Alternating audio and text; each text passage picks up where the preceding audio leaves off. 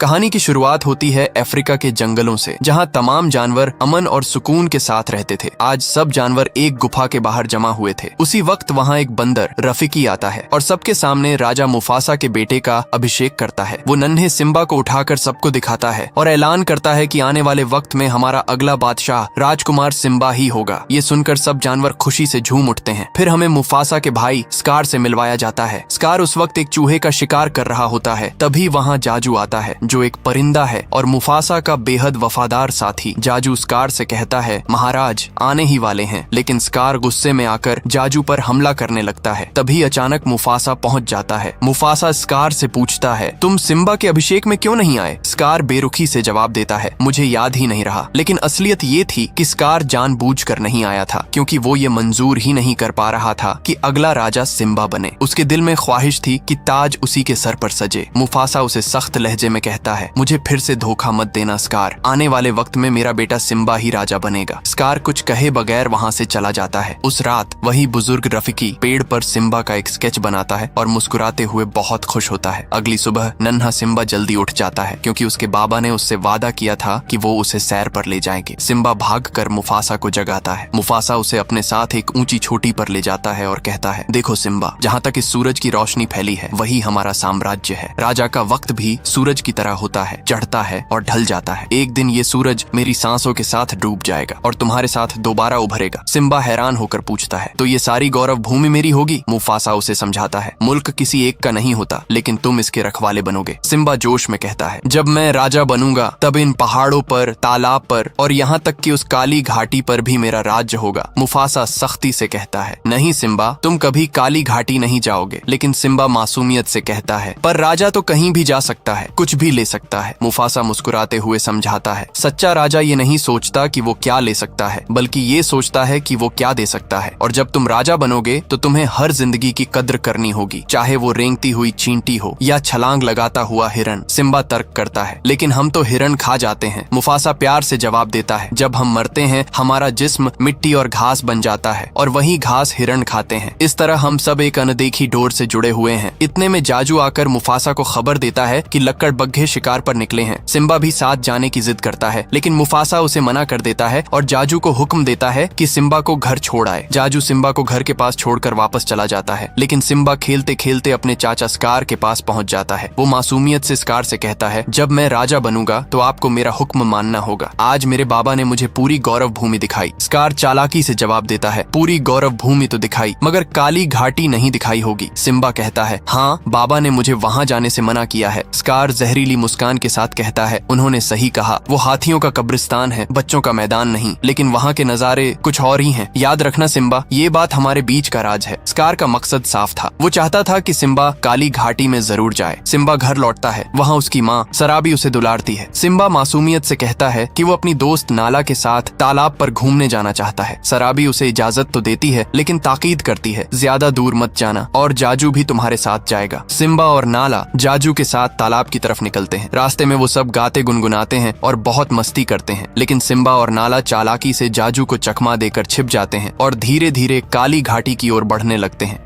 काली घाटी में हर तरफ हड्डियां पड़ी हुई थी। चारों ओर सूना सन्नाटा और भयानक शांति थी। नाला घबराकर सिम्बा से कहती है, हम घर से बहुत दूर आ गए हैं, हमें वापस चलना चाहिए। सिम्बा उसकी बात नहीं सुनता और जिद करता है, हम काली घाटी में आ गए, अब हमें कोई भी बच्चा नहीं कहेगा। वे धीरे धीरे आगे बढ़ते हैं। चारों ओर से उबलता हुआ लावा दिखाई देता है। उन्हें ऐसी शहसियत होती है जैसे कोई उन्हें देख रहा हो, मगर सामने कुछ भी नजर नहीं आता। वे आगे बढ़ते रहते हैं। तभी लकड़बग्घे आकर उन्हें चारों ओर से घेर लेते हैं। माहौल घना हो जाता है। उनमें से लीडर शेनजी आगे आती है और बोली, आज हमारा किस्मत जाग उठा, क्योंकि आज हम एक राजकुमार को खाएंगे। सिम्बा पर उसकी बात असर नहीं करती। वह शेर की सूरत दिखाने की कोशिश में कहता है, तुम मुझे छू भी नहीं सकती, क्योंकि मैं होने वाला राजकुमार हूँ। शेनजी ठहाका मारकर बोली, मुफासा का हम पर राज नहीं चलता। और फिर वे उन पर टूट पड़ते हैं। तभी जाजू उड़ता हुआ आ पहुँचता है और चिल्लाकर कहता है, इन्हें जाने दो, इनसे बहुत बड़ी गलती हो गई और अगर तुमने इन्हें मारा तो महाराज तुम्हारी लाशें बिछा देंगे। शेनजी बौखलाई नहीं नहीं, वो कहती है लकड़बग्गों और शेरों की जंग तो हमेशा से चलती आ रही है, इसीलिए आज हम मुफासा के वंश को ही खत्म कर देंगे। और हमला तेज हो जाता है। जाजू बहादुरी से झपटता है और बच्चों को भागने का इशारा करता है। सिम्बा और नाला चिल्लाते चिल्लाते एक छोटी सी सुरंग में कूद जाते हैं। लकड़बग्गे उन्हें दाढ़ते हुए सुरंग के मुंह पर घूमते रहते हैं। सिम्बा और नाला सुरंग के भीतर रेंगते घिसटते हुए आगे निकलते हैं और हिम्मत करके सुरंग से बाहर आते हैं, पर बाहर भी सारे लकड़बग्गे फिर से उन्हें घेर लेते हैं। तभी मुफासा धमाकेदार अंदाज में पहुंचता है और उन सभी पर टूट पड़ता है। लकड़बग्गे डर के मारे पीछे हट जाते हैं। मुफासा शेंजी से कहता है, आज के बाद मेरे बेटे की तरफ आंख उठाकर देखा तो मुझसे बुरा कोई नहीं होगा। शेंजी गुहार लगाती है, हमसे गलती हो गई महाराज, हमें माफ कर दो। मुफासा उन्हें आखिरी चेतावनी देता है, फिर अपने बच्चों के साथ वहाँ से चला जाता है। वह उन्हें एक सुरक्षित जगह पर ले जाकर रोकता है, फिर जाजू को हुक्म देता है, नाला को घर ले जाओ। जाजू कहता है, सिम्बा को ज्यादा मत डांटना। मुफासा जवाब देता है, बच्चों को सबक सिखाना भी तो बाप का फर्ज है। जाजू नाला को साथ लेकर चला जाता है। सिम्बा अपने पिता के पास लौटता है। मुफासा उससे कसकर कहता है, तुमने जानबूझकर मेरी बात नहीं मानी, तुम्हारी जान जा सकती थी और उससे भी बड़ी गलती की, तुमने नाला को खतरे में डाला। तुम्हें अंदाजा भी है कि ये कितना गलत था, तुमने गौरव भूमि का भविष्य दांव पर लगा दिया। सिम्बा शर्मिंदा होते हुए कहता है, मैं आपको दिखाना चाहता था कि मैं भी आपकी तरह बहादुर हूँ। मुफासा धीरे से समझाता है, बहादुरी दिखाने की चीज नहीं होती बेटे, बहादुर जब बनो जब जरूरत हो। सिम्बा टोकता है, आप तो किसी से नहीं डरते। मुफासा बताता है, आज मैं डर गया था, मुझे लगा था कि मैं तुम्हें खो दूंगा। सिम्बा को अपनी गलती का एहसास होता है। दोनों एक पल के लिए चुप होकर मुस्कुरा देते हैं, फिर मस्ती खुशी में हंसते खेलते बातें करने लगते हैं। सिम्बा अपने पिता से कहता है, हम दोस्त थे और हम हमेशा साथ रहेंगे। तो मुफासा कहता है, मेरे पिताजी मुझे हमेशा एक बात कहा करते थे कि आसमान के सितारों से हमारे पूर्वज हमें देख रहे हैं और अगर तुम कभी खुद को अकेला पाओ तो एक बात याद रखना कि वो हमेशा हमारे साथ रहते हैं, हमें सही रास्ता दिखाने के लिए। सिम्बा कहता है, मुझे तो कुछ नहीं दिख रहा। मुफासा हौले से कहता है, बस देखते रहो।